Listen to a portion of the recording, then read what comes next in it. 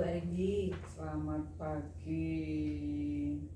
Sebelumnya saya mengucapkan terima kasih atas waktu yang diberikan Bu Arimbi kepada saya.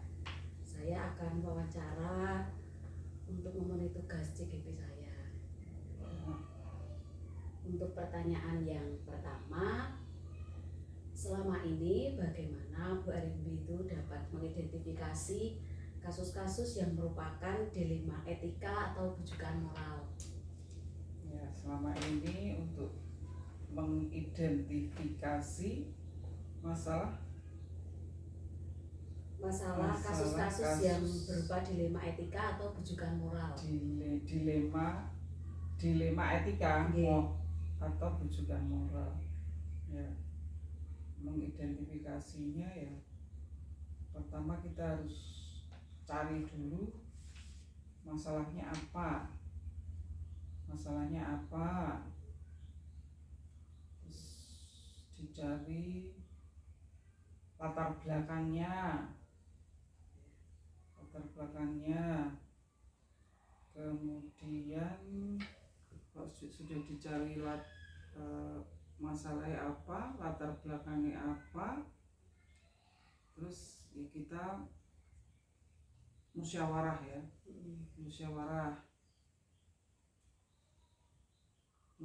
dengan yang bersangkutan atau dengan guru-guru yang lain.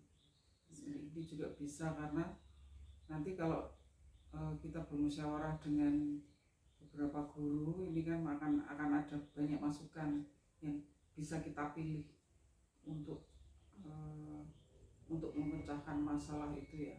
Tapi ini sekarang kan kita baru diidentifikasi dulu. Baik, untuk pertanyaan yang kedua, selama ini bagaimana Bu Arimbi menjalankan pengambilan keputusan di sekolah Bu Arimbi, terutama untuk kasus-kasus di mana ada dua kepentingan yang sama-sama benar atau sama-sama mengandung nilai kebajikan? Nah, itu betul. Angel kan itu? Iya, betul. Berat semua. Ya tentunya yang pertama ya seperti dalam pertanyaan pertama tadi, harus diidentifikasi dulu kan. Dicari akar permasalahannya, kemudian apa namanya bahasa Indonesia ini apa? Janjane iki ono apa itu apa? Ya mungkin latar belakang, mungkin apa baru ada apa dari beliau sendiri begitu loh. Kemudian kalau sudah diidentifikasi, kita musyawarahkan, dimusyawarahkan, kemudian kita mencari solusi. Nah, solusi ini apa sing paling apik untuk itu? Padahal sama-sama benar ya, sama-sama benar dan sama-sama mengandung nilai kebajikan. Sama-sama mengandung nilai kebajikan. Kita harus pilih yang terbaik dari sama-sama yang benar.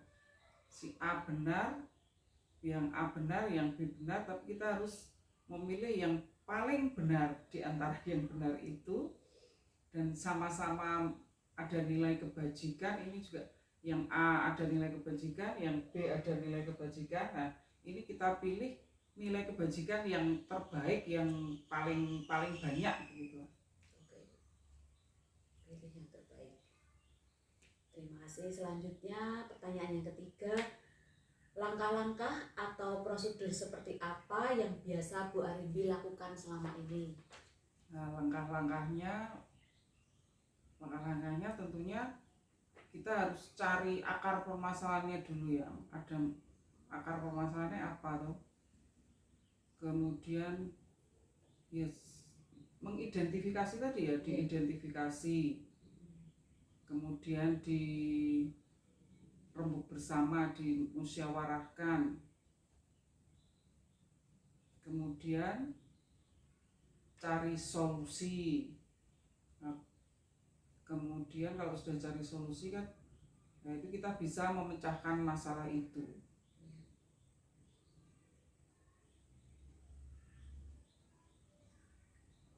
Untuk pertanyaan selanjutnya, hal apa saja yang selama ini Bu Arimbi anggap efektif dalam pengambilan keputusan pada kasus-kasus dilema etika? Kalau yang efektif ya tentunya kita harus tahu dulu latar belakangnya, kemudian latar belakang kita mengidentifikasi tadi toh, kemudian dipilah-pilah, dipilah-pilah, kemudian ya kita bermusyawarah, kemudian kita memilih yang di antara yang baik ini dipilih yang terbaik. Nah, kita kemudian baru bisa memutuskan masalah itu. Yang paling efektif seperti itu, tetap harus ada jenjangnya ya. Ada tahap-tahapnya ya Bu Arimbi. Prosesnya itu memang harus dilalui ya, memang sangat panjang, nggak bisa langsung sekali jadi langsung gitu ya. Sekali jadi nggak bisa, kita tetap harus dari awal cari dulu akar permasalahannya, kemudian kita identifikasi, kita pilah-pilah, kemudian kita musyawarahkan, nah, kemudian kita baru bisa memutuskan begitu. Oke. Pertanyaan selanjutnya, hal-hal apa saja yang selama ini merupakan tantangan dalam pengambilan keputusan pada kasus-kasus dilema etika? Nah, tantangannya ini memang angel ya. Karena memang setiap orang itu kan punya karakter masing-masing gitu. Tantangan itu punya karakter masing-masing. Siapa lagi ya? Karakternya macam-macam. Kemudian latar belakang dari beliau-beliau ini kan juga bermacam-macam. Mungkin ya ada kekurangannya, ada kelebihannya yang membuat kita itu mau pilih yang terbaik itu jadi kangelan gitu. Baik, Bu Arimbi, tantangannya luar biasa ya Bu Arimbi ketika menghadapi dilema etika yang ada di sekolah. Iya, ada latar belakangnya, ada karakternya, juga ada pengaruh dari luar, begitu juga kan bisa. Iya. Selanjutnya, apakah Bu Arimbi memiliki sebuah tata kala atau jadwal tertentu dalam sebuah penyelesaian kasus dilema etika? Apakah Bu Arimbi langsung menyelesaikan di tempat atau memiliki sebuah jadwal untuk menyelesaikannya? Bentuk atau prosedur seperti apa yang Bu Arimbi jalankan? Oh ya, kalau ada masalah seperti ini, ya lebih baik akan segera diselesaikan masalah ini, tetapi juga tidak langsung to the point diselesaikan masalah kan tidak bisa. Ya tetap harus ada tahap-tahapnya. Tapi kalau jadwalnya sih sepertinya kalau saya tidak ada jadwal ya. Yang penting sekarang itu kita cari akar permasalahannya dulu itu kan, terus segera saja dilanjutkan untuk kita identifikasi, kemudian kita pilah-pilah itu, kemudian segera saja kita bermusyawarah, kemudian ya segera saja kita pilih solusi yang terbaik, kita pecahkan masalah itu. Jadi tidak usah pakai jadwal gitu, yang penting segera diselesaikan. Jadi jadwalnya fleksibel ya, tapi segera ditindaklanjuti. Iya, segera ditindaklanjuti, benar. Baik, adakah seseorang atau faktor-faktor apa yang selama ini mempermudah atau membantu Bu Arimbi dalam pengambilan keputusan dalam kasus-kasus dilema etika? Ya, kalau yang mempermudah itu tentunya yang pertama, kita latar belakangnya dari keluarga yang baik-baik, karakternya baik begitu ya. Kemudian dukungan dari orang lain juga banyak. Misalnya kalau bisa murid juga ya, bisa murid itu ya, kalau wali muridnya juga mendukung, Nah, itu tentunya akan bisa segera menyelesaikan masalah ini. Kemudian dari anak itu sendiri juga dia sangat bersemangat dan juga dia disiplin. Kemudian kalau guru-guru sih tidak perlu diragukan lagi, tentunya guru-guru apik-apik lah. Yeah. Tentunya kalau guru ya semuanya inginnya kan semuanya yang baik, mempersembahkan yang terbaik memang. Iya. Dukungan dari orang lain, dukungan dari orang tua ini sangat mendukung juga. Tentunya dari pengurus komite begitu, ini juga sangat mendukung. Mendukung sekali. Okay. Jadi banyak hal ya Bu Arimbi yang mendukung, mempermudah dalam pengambilan keputusan dalam menghadapi kasus-kasus dilema etika. Baik, pertanyaan yang terakhir ini, dari semua hal yang telah disampaikan, pembelajaran apa yang dapat Bu Arimbi petik dari pengalaman Bu Arimbi mengambil keputusan dilema etika?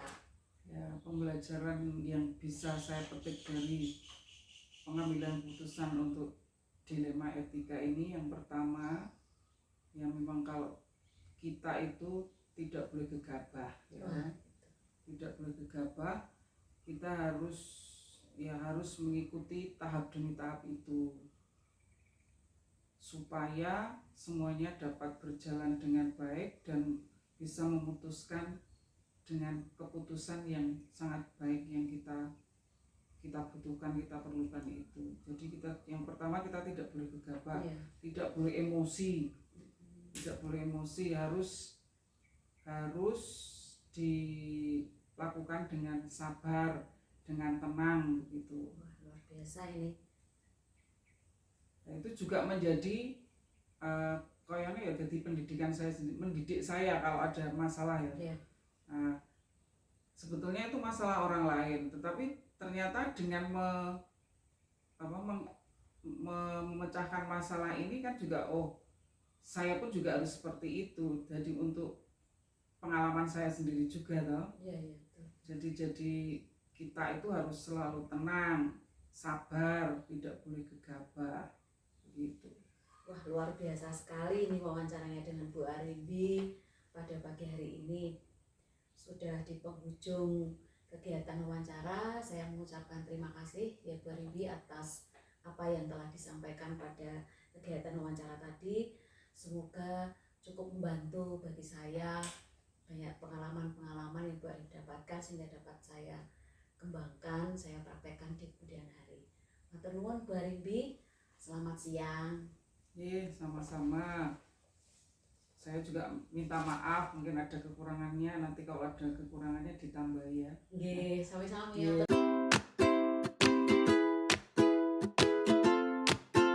Siang Bu Siti. Selamat siang Mbak Inggil. Ya, matur nuwun, terima kasih atas waktunya yang diberikan kepada saya. Pada kesempatan ini saya akan melakukan wawancara tentang dilema etika nanti yang dihadapi oleh ibu di sekolah. Baik, untuk pertanyaan yang pertama, selama ini bagaimana ibu dapat mengidentifikasi kasus-kasus yang merupakan dilema etika atau bujukan moral? Selama saya menjadi kepala sekolah di SD Negeri 2, tentu banyak juga permasalahan, tentu dengan wali murid, tentu mungkin juga suatu ketika guru dan guru ada gesekan, kemudian juga kadang anak juga yang memerlukan penanganan khusus.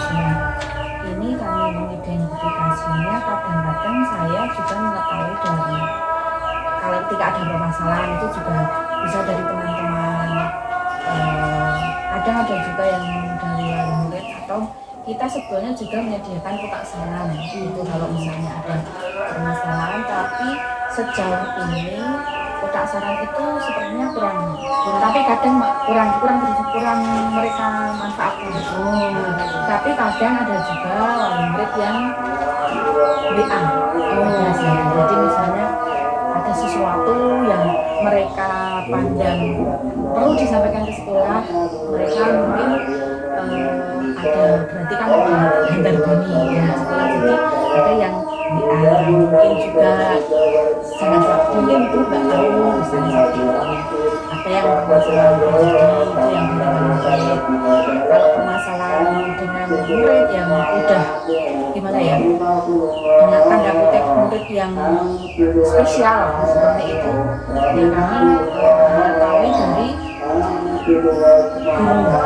Kadang guru kelas mengatakan demikian, guru mapel olahraga, guru mapel agama misalnya, atau bahasa Inggris atau bahasa apa itu ada yang menyampaikan ya itu oh berarti ini saya perlu tindak lanjut, saya perlu turun tangan dan saya akan menyelesaikan. Misalnya kalau dari wali itu pernah juga yang melaporkan teman guru yang sebetulnya kalau itu udah masuk ranah pribadi sih, masalah pinjam uang seperti itu, tapi kan itu juga ngelek-ngelek sekolah ya, jadi masalah sekolah nih. Kalau ada seperti itu ya ada. Terus saya mengajak bicara bukan langsung tur ke umum ya, dengar yang bersangkutan mungkin tidak jaga kurang menjaga etika, terus saya ngajak bicara yang kiranya bisa saya ajak obat-obatan ini nek angkat masalah seperti ini kita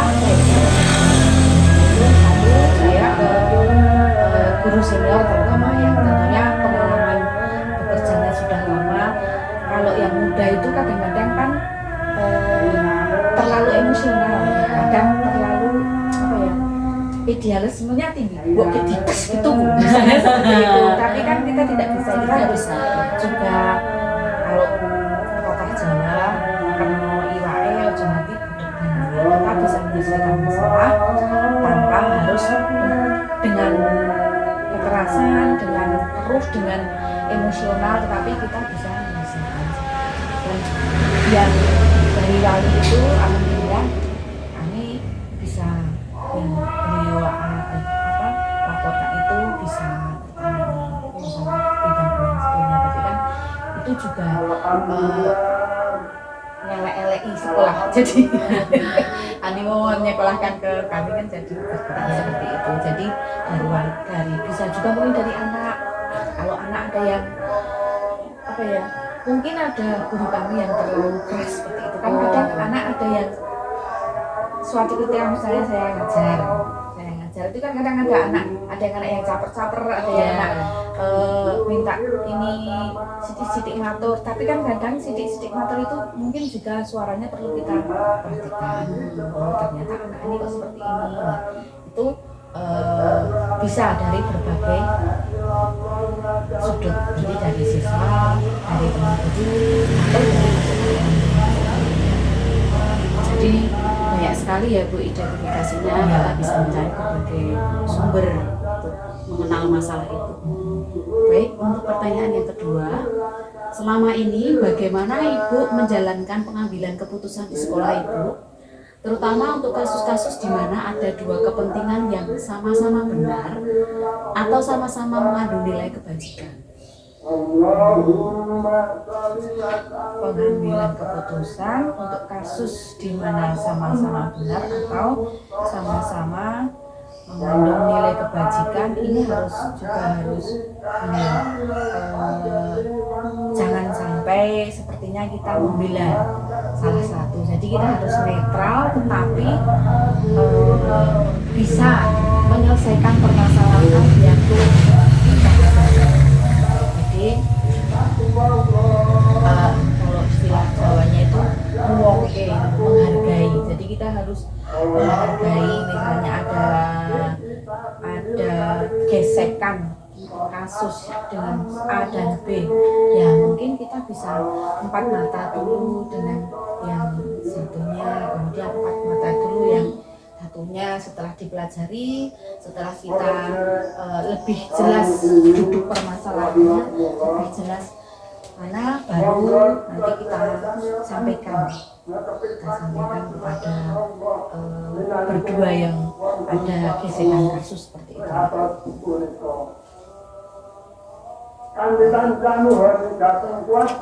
Pertanyaan berikutnya yaitu, Ibu, langkah-langkah atau prosedur seperti apa yang biasanya Ibu lakukan selama ini dalam menyelesaikan masalah tersebut?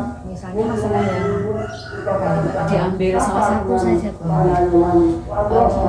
untuk permasalahan misalnya yang tadi sudah saya jelaskan, ya, karena saya juga ketika ada masukan dari wali ini seperti ini, saya juga tidak langsung percaya, tidak langsung percaya ke wali, kita cari tanya ke teman-teman juga. Kalau yang ketika itu masalah uang ya ketika itu,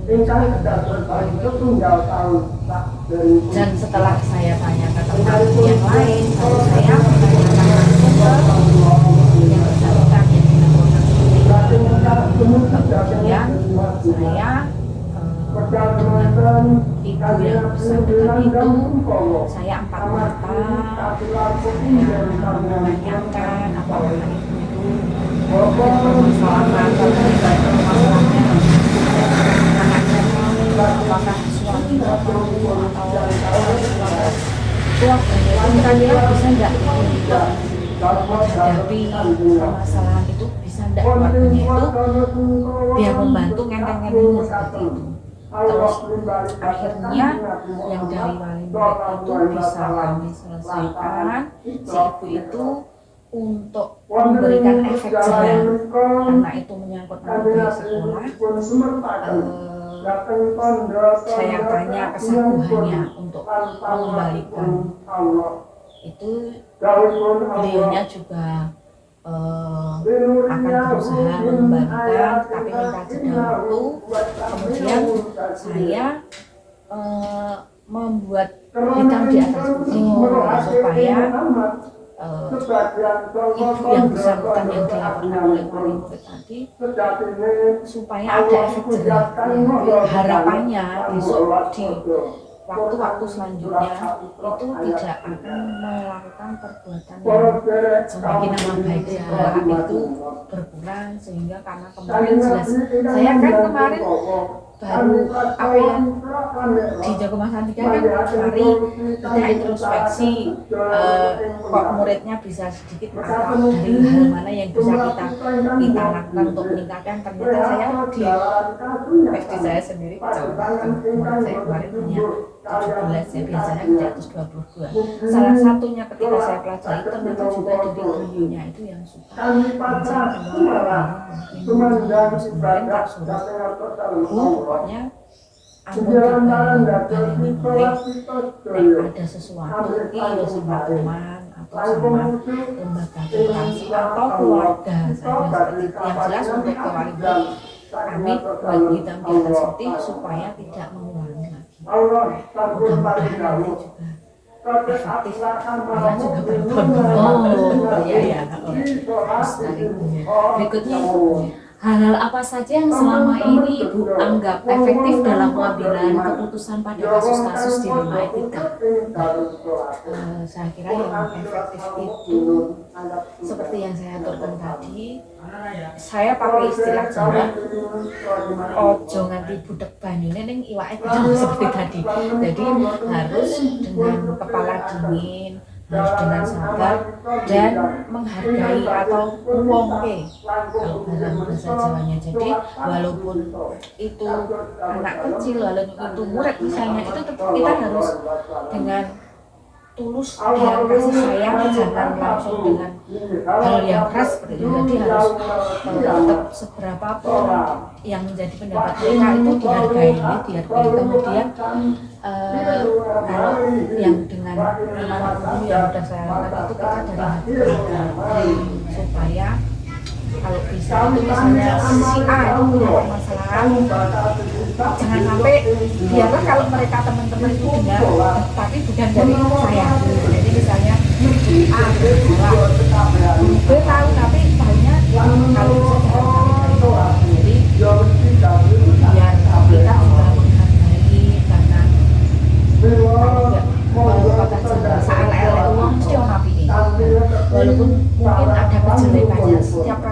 punya kebaikan. Jadi kita saling belajar, kita saling asuh, kita ambil hikmah positif dari seseorang, walaupun seseorang itu misalkan punya kejelekan yang kelihatan nyata, kelihatan besar, tapi pasti dia akan juga punya kebaikannya. Jadi kepada semua orang kita harus menghargai, itu tadi kita harus asuh.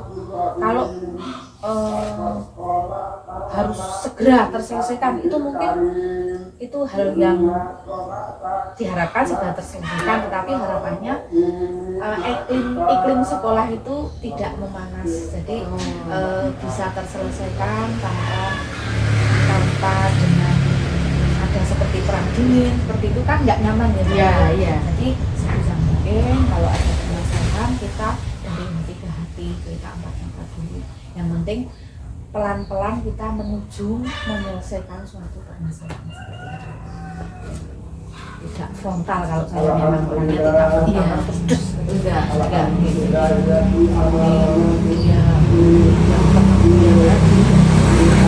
Masalah pinjaman itu kemarin juga itu, tapi tidak terus saya marah ya, saya nggak bisa ngejudge, saya harus dengan keras. Kan ada yang dimarahin, saya nggak bisa, saya juga menghargai dia sesama perempuan, kita bekerja itu untuk mencukupi kebutuhan keluarga lah, saya juga menghargai. Mungkin dia berubah seperti itu karena ada sesuatu hal yang kita tidak balik seperti itu. Jadi perlu ada komunikasi empat mata yang intens ya dengan bersangkutan. Baik, untuk selanjutnya yaitu hal-hal apa saja yang selama ini merupakan tantangan dalam pengambilan keputusan pada kasus-kasus dilema etika. Tantangan itu dari teman guru yang lain. Kadang kan ada yang orang itu tidak sabar, atau mungkin tipenya dia kalau ada permasalahan terus seperti maunya mbok seperti itu ada. Jadi kalau saya ya terima kasih masukannya, saya bilang pada teman yang kan ada yang kadang empat mata mendatangi saya ketika sedih itu ada. Dan tantangan saya menyelesaikan permasalahan itu sudah menghadapi teman yang lain. Jadi menyelesaikan teman si A, si B begini, si C begini, itu juga saya juga perhatikan, juga saya terima masukannya. Jadi tantangannya itu memang dari teman yang mungkin secara pribadi tidak suka dengan si yang bermasalah misalnya seperti itu. Jadi itu juga perlu kita rangkul juga, kita terima kasih sudah memberikan masukan. Kalau tidak saya terima kan nanti dia juga sakit hati, nanti dia menimbulkan permasalahan lagi, malah masalah baru lagi ya. Jadi intinya pokoknya kalau jadi kepala sekolah itu harus banyak asuh, banyak komunikasi, banyak juga saling mungkin kita juga perlu guyon-guyon, dan nanti dengan guyon-guyon itu kadang juga menimbulkan inspirasi, menimbulkan kedamaian, jadi mengurangi ketegangan. Seperti itu. Jadi pokoknya intinya asuh itu harus benar-benar kita praktekkan, dan itu kan kadang-kadang tidak terasa kalau kita itu sebetulnya baru memberikan terapi karena kadang dengan guyon, kadang juga resmi ketika dirapat seperti itu. Jadi tidak mesti harus resmi dalam menyelesaikan permasalahan itu, bisa sambil lalu niate karo guyon, tetapi kadang sambil meluruskan sesuatu seperti itu Mbak. Bagus sekali Bu yang disampaikan oleh Ibu tentang tantangan dalam pengambilan keputusan. Kemudian pertanyaan berikutnya, apakah Ibu memiliki sebuah tata krama atau jadwal tertentu dalam sebuah penyelesaian kasus dilema etika? Apakah Ibu langsung menyelesaikan di tempat atau memiliki sebuah jadwal untuk menyelesaikannya? Bentuk atau prosedur seperti apa yang Ibu jalankan? Kalau secara umum ketika rapat sekolah itu kami selalu menyampaikan hal-hal yang kadang-kadang jadi titipan dari Bu Kabid Pembinaan Tenaga Pendidikan dari Bu Tuarini misalnya, atau dari Pak Eri, atau dari Bu Retna yang kadang-kadang menyampaikan nitip atau mungkin dari Bu SBR itu kalau ada kadang misalnya di kecamatan lain ada kasus seperti ini. Nah, itu walaupun di tempat kita tidak ada, tapi dalam rapat itu kita mengingatkan. Misalnya kemarin itu ada kasus perselingkuhan, ada kasus pelecehan baik pada siswa itu ada. Walaupun di tempat kami tidak terdapat seperti itu, untuk antisipasi yang berkalanya itu hanya ketika kita rapat bersama itu, walaupun kita tidak mengalami, kita antisipasi mengingatkan kepada teman-teman. Sekarang banyak begini, jadi dalam mengawasi anak-anak seperti ini, pernah ada dengar di suatu SD ada yang melecehkan untuk itu ada, tapi bukan di Sleman, ada di kabupaten lain, saya pernah. Nah itu kemudian kami mengantisipasi, kami membuat WC-nya terpisah. Jadi kami sekarang tapi baru proses ini Mbak, baru buat resapan sama itu udah di dekat parkiran itu kita sudah ada plong-plong, tapi belum selesai. Itu untuk antisipasi karena ada di daerah lain yang ternyata dengan adanya kemajuan anak-anak kemarin daring, anak banyak mengakses internet. Itu ada hal positif banyak tapi juga negatif beberapa, jadi kita juga perlu antisipasi itu. Kita berusaha walaupun sekarang belum terlaksana tapi sudah mulai.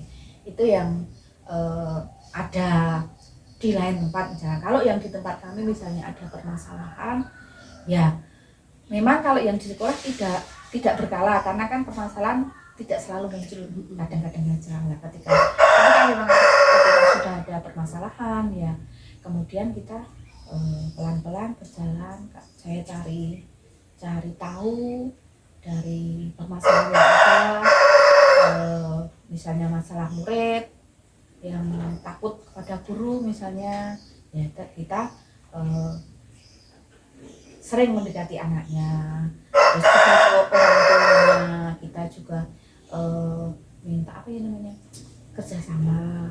Anak yang misalnya kurang dalam pembelajaran, kadang terus dikira gurunya dia malas, padahal ternyata ketika dipsikologkan itu ternyata permasalahan yang ada pada anak. Nah, kalau ada permasalahan saya kemarin yang sudah saya lakukan itu anak pindahan dari SD Negeri 1 itu bu guru kelasnya selalu bu ini pun kok seperti ini anaknya. Ketika saya bajeli beliaunya pas ada acara saya mulang itu, nah amati karena kebetulan saya juga dari wajah itu kalau anak yang istimewa itu sebetulnya kelihatan. Kadang-kadang dia menutupinya, nggak bisa jadi dengan temennya, dengan apa gitu. Nah wajahnya saya curiga kalau anak itu kok kemampuan mental dan usia kalender dan usia mentalnya kayaknya tidak sesuai. Terus ketika saya mengajar 2 kali pas guru kelasnya tidak berhalangan, sambil saya menyelang minum air, terus saya WA ke orang tuanya, itu putranya piye Mbak, kok saya pas ngisi pelajaran kok dia hanya nulis tadi soal 10 itu selesai tapi cuman soalnya temannya udah selesai itu saya suruh langsung dijawab iya tapi tidak dijawab. Jadi ketika saya ini mungkin juga dia opo radong opo memang tidak sampai, mintaknya tidak sampai. Terus ketika itu saya langsung ke psikolog. Saya telepon dia, saya minta nomor dia pas ketika sosialisasi pas pandemi itu. Terus Bu, saya punya murid seperti ini, tapi sebelum saya ke RSUD kan berbayar. RSUD kan berbayar dan lumayan, kalau dari sekolah kayaknya nggak menganggarkan maksudnya. Walaupun hanya 100, kalau nggak dianggarkan kan nggak bisa. Itu akhirnya saya bawa ke puskesmas. Ternyata di sana anak ini termasuk stunting. Jadi ketika saya cek ke orang tuanya itu anaknya itu sarapan, kalau pagi sarapan enggak saya bilang gitu. ternyata dia itu le sarapan gursak kecandake. Jadi kadang bakmi, kadang cap jahe. Nasi itu jarang. Dan itu udah usia 12 tahun. Kalau dari TK sampai dia usia 12 tahun itu asupan gizi paginya itu kurang. Itu ternyata kata si ahli gizi yang di puskesmas itu memang bisa mempengaruhi stunting. Jadi anak itu termasuk stunting karena ketika itu ditimbang dia nggak ada 20. Jadi harusnya anak seusia segini itu paling enggak udah hampir 40 kilo Bu, seperti itu. Terus saya dari Bu Lia dibawa ke ahli gizi. Dari ahli gizi saya sampaikan ke orang tuanya, Bu, ini untuk pengalaman karena dia masih punya anak kecil yang usia sekitar 2-3 tahun. Pengalaman penjenengan kalau pagi walaupun penjenengan bekerja harus menyiapkan sarapan, entah itu apa, yang penting harus bergizi dan memenuhi asupannya. Jadi nek misalnya ming sarapan jahe mungkin cara dene mung iso digo jam 10 misalnya. Sementara kan kita sekarang 5 hari kerja sampai siang. Lah itu kan nanti anak ini nek pas itu pelajaran yo sing sakit, sing ini lemas. Nah, nanti mengat selak jajan, jadi fokusnya ke pelajaran juga kurang. Nah, ketika itu terus saya ke walinya tak bilang, ini saya baru menemui selama saya mengajar 30 tahun, saya baru menemui seperti ini. Terus kalau menurut saya, kalau putra ibu saya bawa ke psikolog bagaimana, soalnya nanti dari uraian psikolog itu kita bisa tahu menyelesaikannya permasalahan itu bagaimana supaya tepat dan potensi yang ada pada anak juga bisa tertangani. Akhirnya beliaunya setuju, saya antar sendiri, tak tunggu tesnya sama ibunya itu. Nah hasilnya ternyata usia kalendernya udah 12 tahun, usia mentalnya hanya anak 6-7 tahun. Jadi karena tadi kurang gizi, jadi itu bisa menyebabkan stunting. Saya juga baru tahu dari ahli gizi itu tadi bahwa memang bisa seperti itu kalau kekurangan terus kok defisit. Jadi bergo pola tok yang untuk asupan nutrisi otaknya mungkin belum juga. Seperti itu, mungkin juga yang mempelajari di rumah juga kan itu juga efek sampingnya juga. Jadi akhirnya si anak itu tadi akhirnya ibunya bisa menerima karena yang memberikan masukan kan psikolognya. Putra ibu ini harusnya sekolahnya di sini. Nah, akhirnya dia dipindah ke SMP. Itu saya tidak perlu ngandani, kita tidak betul langsung. Saat ini orang tua mana yang berkenan ya, seperti itu. Kalau saya yang menyampaikan, saya itu orangnya tidak tegaan juga. Nah, kebetulan yang menyampaikan psikolog kan saya tinggal ini tinggal ngegongi cara jawabnya. Akhirnya tak antar sekalian pun saat ini saya penting jenengan sarujuk langkah yang saya ambil, saya golek ke sekolahan saya langsung menghubungi karena kepala sekolahnya kan teman saya di kuliah dulu, langsung saya ke sana diterima. Sekarang udah di sana malah bisa berkembang. Di sana itu baru sebulan di sana udah ikut lomba sampai diseringan. Jadi yang dikembangkan kan yang bisa.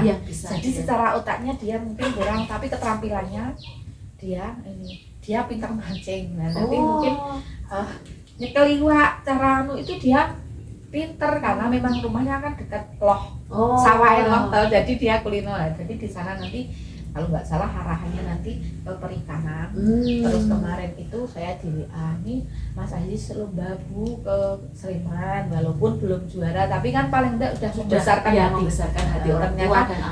Ternyata aku tuh ada potensi lain yang mungkin kalau di sekolah sama JSD mungkin pada dilecehkan, berdialog di sana kan dia punya prestasi walaupun belum menang, tapi kan paling enggak dibombong, dia juga ada nilai plus itu, jadi orang tuanya juga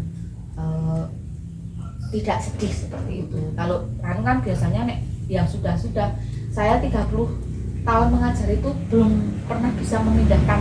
Ketika saya jadi guru itu juga ngatur ke orang tua, Bu saya ini di psikologi, tapi saya ketika di sana belum pernah ada yang mau berangkat tapi orang tuanya nggak mau. Oh. Nah, gitu ya, gitu belum pernah sampai ke psikolog karena aksesnya yang belum Kalau saya kan dilalai pas di sini langsung ke ada psikolog yang memberikan ini, langsung saya minta nomor seperti itu, jadi langsung bisa bertindak. Ketika saya menjadi guru itu juga ada beberapa kantek murid itu mungkin 9 tahun atau 10 tahun di SD pernah saya yang namanya Aji itu sampai di terapi Aji Olaico, soalnya dari Allah Olaico, dia itu pakai celana aja nggak bisa sampai, tapi alhamdulillah bisa lulus. Terus ini yo enggak seperti itu sampai lama. Nah ini alhamdulillah yang kemarin bisa sekarang sudah pindah di sekolah. Ya. Terima kasih Bu Siti atas sharingnya. Ternyata prosedurnya untuk menyelesaikan masalah itu cukup panjang yang harus dilalui ya Bu, tidak bisa langsung selesai hari itu, memang nggak bisa, segala sesuatunya harus dipelajari, dipertimbangkan banyak. Baik, untuk pertanyaan yang selanjutnya, adakah seseorang atau faktor-faktor apa yang selama ini mempermudah atau membantu Ibu dalam pengambilan keputusan dalam kasus-kasus dilema etika? Pasti ada Mbak faktor-faktor. Pertama bisa faktor ahli. Faktor ahli karena saya kalau yang tadi masalah siswa yang tadi saya langsung ke psikolog, langsung ke ahli gizi, terus saya menghubungi rumah sakit. Nah itu kan memang ada yang dari luar. Kalau kasus-kasus juga saya juga minta pertimbangan dari pengawas misalnya seperti itu. Kalau dengan teman-teman saya juga misalnya teman A yang bermasalah, saya juga memperhatikan dari teman B, C, D, itu semua dirangkum mana yang bisa untuk menyelesaikan permasalahan A, mana yang bisa untuk, jadi pasti ada dari faktor-faktor lain yang bisa untuk memperlancar jalannya. Jadi pasti ada yang mendukung ya Bu ya. Ada yang mendukung, asal kita itu juga ada orang yang misalnya nggak tahu ya kita ingat kita bisa memakai dia akhirnya bagaimana supaya permasalahan selesai tanpa menimbulkan masalah baru ya. Itu yang betul itu Bu, yang penting itu yang penting itu bisa satu selesai orang ya. merebet-merebet. Nah, Seperti itu. betul. Baik Ibu, terima kasih untuk pertanyaan yang terakhir. Dari semua hal yang tadi telah Ibu Siti sampaikan, pembelajaran apa yang dapat Ibu petik dari pengalaman Ibu mengambil keputusan dilema etika? Dari berbagai permasalahan yang tidak bisa kita selesaikan, kita itu bisa belajar dari apapun, dari semua hal itu kita bisa belajar. Misalnya terjadi permasalahan, kita ambil hikmah positifnya, itu kan kita belajar dari suatu permasalahan. Menyelesaikan masalah kok kita minta bantuan teman ini, nah itu kan juga pembelajaran bagi kita, dan perlu disampaikan kepada teman yang lain yang belum mengalami permasalahan seperti ini, bahwa ini begini. Jangan sampai kalau yang hal negatif, teman-teman yang lain itu jangan sampai mengalami masalah seperti itu. Jadi ya pokoknya lifelong education, nah itu kita itu belajar sepanjang hayat. Saya pun walaupun saya dituakan di SD Jagamangan 2, bukan serta-merta karena saya itu pandai, bukan, karena saya memang sudah sampai masa kerjanya, wilayah diklatih juga selesai. Jadi saya ngesui di SD Jagamangan 2 itu ya bukan karena saya pinter, tapi karena memang sudah sampai dan sekedarlah menjalani apa yang memang jadi tugas saya sesuai SK yang saya punyai dari Bapak Bupati yang harus melaksanakan. Dan di situ kita harus belajar, istilahnya saya tidak akan malu kalau istilah Jawanya kebo nyusu budel. Saya kadang masalah IT saya bertanya pada teman yang lebih muda. Saya misalnya baru mengerjakan, Mbak help me, ini gimana itu, jangan malu untuk belajar. Pokoknya belajar itu sepanjang hayat, dari ayunan sampai sebelum masuk liang lahat itu kita walaupun sepandai apa kita tidak boleh sombong, harus menghargai orang lain, muwongke kalau bahasa Jawa seperti itu. Jadi semua permasalahan bisa kita ambil hikmahnya sebagai pengalaman adalah guru yang utama seperti itu. Jadi kita ambil berbagai permasalahan yang bisa untuk kita belajar seperti itu, Mbak. Tidak bisa semuanya teoritis. Teoritis itu teori seperti ini diterapkan di sini belum tentu pas. Teori seperti ini walaupun kita pakai banyak teori, belum tentu semua itu pas. Jadi mungkin saya menangani guru A dengan seperti ini bisa, tapi dengan guru B belum tentu bisa. Pokoknya kita kolaborasi, asal kalau saya kadang gini, untuk menyemangati teman-teman bersama kita bisa.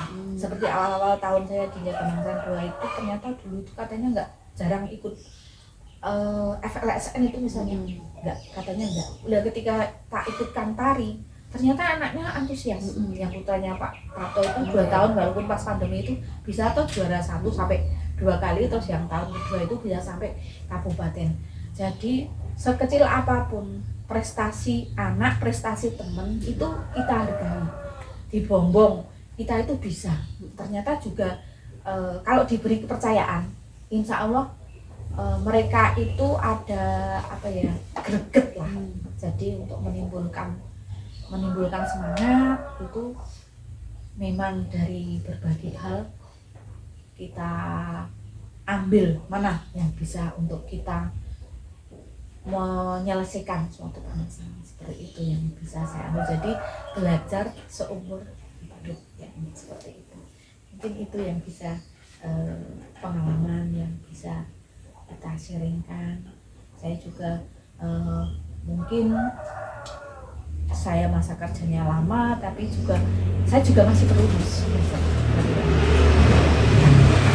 Terima kasih Bu Siti atas berbagi pengalaman pada kesempatan hari ini. Banyak sekali hal-hal yang saya dengar. Mudah-mudahan apa yang pengalaman Ibu sampaikan ini bisa memberikan gambaran saya untuk langkah selanjutnya. Matur nuwun sangat ya Bu atas semua yang diberikan kepada saya. Cukup sekian wawancara kita pada siang hari ini. Matur nuwun sugeng siang ya Bu. Sami-sami ya, mudah-mudahan CGV-nya lancar sampai selesai. Nanti saya berharap pada Mbak Angel itu ada sifat kepemimpinan yang perlu di ini. Mbak Angel itu sudah cocok buat jadi kepala sekolah. Ada hal-hal yang Mbak Angel bisa menghandle suatu masalah.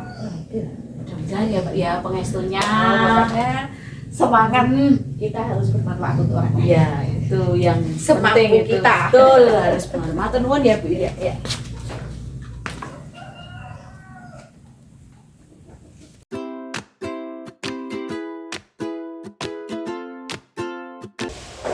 Selamat siang Bu Tati. Sebelumnya saya mengucapkan terima kasih atas kesediaan waktu yang diberikan kepada saya. Di sini saya melakukan wawancara dalam rangka melaksanakan tugas CGV saya di Mobil Bintang 1. Baik, untuk pertanyaan yang pertama, selama ini bagaimana Ibu Tati dapat mengidentifikasi kasus-kasus yang merupakan dilema etika atau rujukan moral? Sepengetahuan saya, kalau dilema etika itu adalah kalau kita membuat ada beberapa keputusan itu benar, semuanya benar. Keputusan A itu juga benar, keputusan B itu juga benar. Sedangkan kalau rujukan moral itu sesuai dengan aturan-aturan. Jadi kalau itu melanggar aturan, melanggar moral, melanggar tata tertib, itu adalah rujukan moral. Baik, untuk yang kedua, selama ini bagaimana Ibu menjalankan pengambilan keputusan di sekolah Ibu, terutama untuk kasus-kasus di mana ada dua kepentingan yang sama-sama benar atau sama-sama mengandung nilai kebajikan?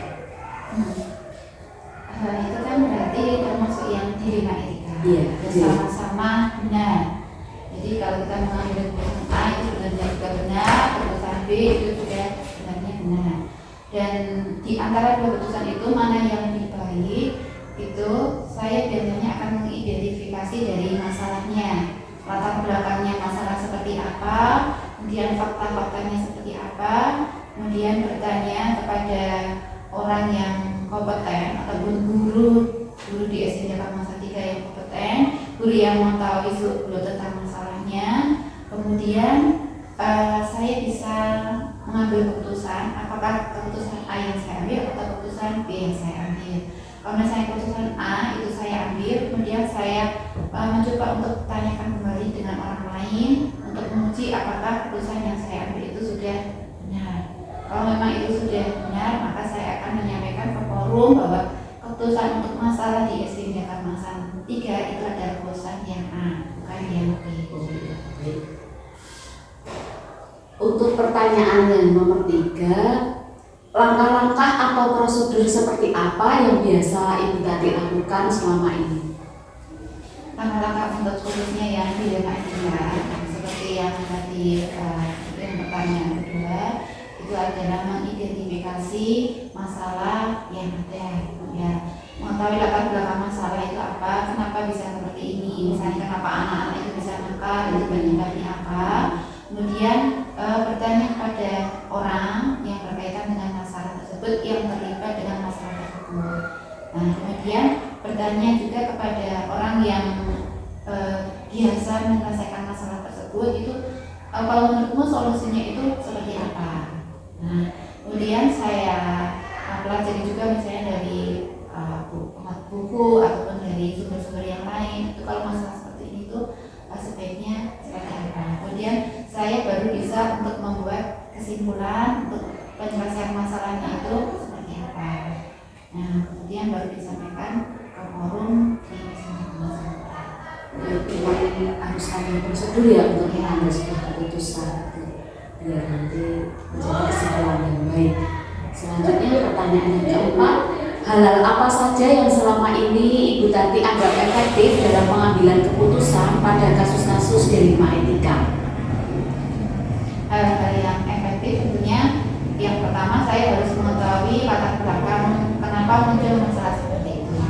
Kemudian bertanya kepada orang yang berkaitan dengan masalah tersebut. Kemudian kalau di Jakarta tadi karena Bapak Ibu guru itu juga saya harus menyampaikan kepada Bapak Ibu guru tentang masalahnya. Mereka mau mereka itu bagaimana menyelesaikan masalahnya seperti apa. Baru dari latar belakang dia dengan Bapak Ibu, kemudian dari teman saya baru bisa diambil sebuah keputusan. Sebenarnya keputusan A sebenarnya baik, keputusan B itu baik, tapi karena berdasarkan langkah-langkahnya diharapkan keputusan itu yang Baik ya. Baik. Kemudian pertanyaan selanjutnya, berarti hal-hal apa saja yang selama ini merupakan tantangan dalam pengambilan keputusan pada kasus-kasus dilema etika? Kalau di SD Jakarta Salatiga ini karena saya juga jadi kepala sekolah juga baru, itu tantangannya adalah adaptasi dengan SD Jakarta Salatiga. Kemudian karena juga di SD Jakarta Salatiga itu juga senior juga ada, tantangan juga dengan bapak ibu guru yang senior di sini, bagaimana saya bisa dekat dengan mereka, bagaimana saya komunikasi dengan mereka. Kemudian juga karena saya juga masih muda, kemudian emosi saya itu masih kurang stabil. Jadi menurut saya itu ada 3 tantangan: adaptasi, kemudian keadaan saya yang masih muda emosinya kurang stabil, dan bagaimana saya menghadapi bapak guru yang lebih senior dari saya. Kemudian pertanyaan yang keenam, apakah Ibu Tati memiliki sebuah tata kelola atau jadwal tertentu dalam sebuah penyelesaian kasus dilema etika? Apakah Ibu Tati langsung menyelesaikan di tempat atau memiliki sebuah jadwal untuk menyelesaikannya? Bentuk atau prosedurnya seperti apa yang dijalankan?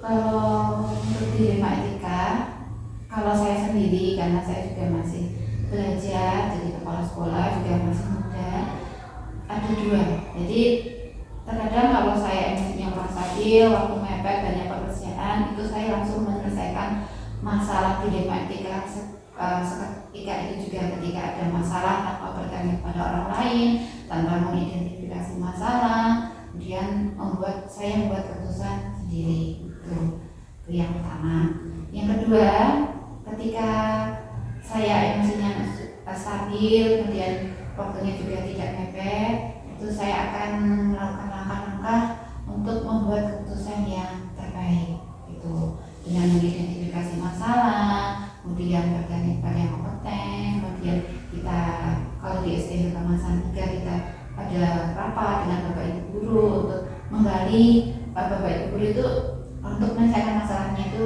seperti apa. Kemudian baru setelah rapat kemudian diambil keputusan sehingga dihasilkan keputusan itu yang paling baik di antara dua keputusan yang bisa diambil. Baik Bu, ada dua hal ya dalam menyelesaikan sebuah kasus yang tadi Bu Tati sampaikan kepada kami. Berikutnya pertanyaan yang ketujuh, adakah seseorang atau faktor-faktor apa yang selama ini mempermudah atau membantu Bu Tati dalam pengambilan keputusan dalam kasus-kasus dilema etika? Yang faktor yang mempermudah itu yang pertama tentunya dari Bapak Ibu guru SD Kemasan 3 ini yang aware, yang mau membantu saya untuk memecahkan masalah, kemudian juga dari komunikasi juga dengan anak-anak di sini yang juga mau ikut membantu ketika ada masalah, mereka mau mengkomunikasikan dengan Bapak Ibu guru, dengan saya. Itu yang mendukung salah satu faktor yang menurut saya bisa memecahkan dilema kami. Selain itu juga faktor mendukungnya adalah waktu. Ya, ketika masalah itu harus diselesaikan dengan segera, maka mau tidak mau saya kepepet, ya saya menyelesaikan masalah seketika itu juga. Waktunya terbatas dan mungkin keputusan yang saya ambil mungkin dan kurang baik. Tapi kalau itu ada waktu itu, kalau diberi agak longgar, saya bisa komunikasi dengan anak, dengan siswa, dengan Bapak Ibu guru, dengan masyarakat sekitar ataupun komite, maka itu adalah Laksanakan faktor yang mendukung. ya. Jadi melihat urgennya suatu dilema etika yang dihadapi gitu ya. Baik, selanjutnya untuk pertanyaan yang terakhir, dari semua hal yang telah disampaikan Bu Tati tadi, pembelajaran apa yang dapat Bu Tati petik dari pengalaman Ibu dalam mengambil keputusan dilema etika? Pelajaran yang bisa saya petik ketika ada suatu dilema etika, saya tidak boleh mengambil keputusannya secara gerusa-gerusu. Ya, saya harus mengidentifikasi dulu, menelaah dulu, bertanya dulu. Dan kemudian pikiran saya itu harus sudah stabil, tidak boleh emosi, tidak boleh hanya untuk kepentingan saya sendiri. Oh kalau ini kan hanya yang menguntungkan saya sendiri, tapi saya harus bisa itu menguntungkan semuanya. Jadi tidak ada yang diharapkan, tidak ada yang dirugikan, ataupun kalau dirugikan ya rugi yang paling minimal gitu. Baik Ibu, jadi apa yang telah di-sharing tentang Ibu tadi dari hasil wawancara tadi sangat membantu bagi saya dan cukup memberi pengalaman bagi saya untuk proses selanjutnya. Terima kasih sekali lagi Bu Tati atas waktu yang diberikan kepada saya, mohon doa restunya agar tugas-tugas saya berikutnya dapat saya lalui dengan lancar dan akhirnya nanti bisa selesai tepat pada waktunya. Demikian Bu. Matur nuwun, selamat siang. Terima kasih juga berarti ini atas pertanyaannya ini, jadi saya bisa merefleksi ya saya merasakan masalah di Kemasan itu seperti apa, apakah sudah atau masih perlu perbaikan.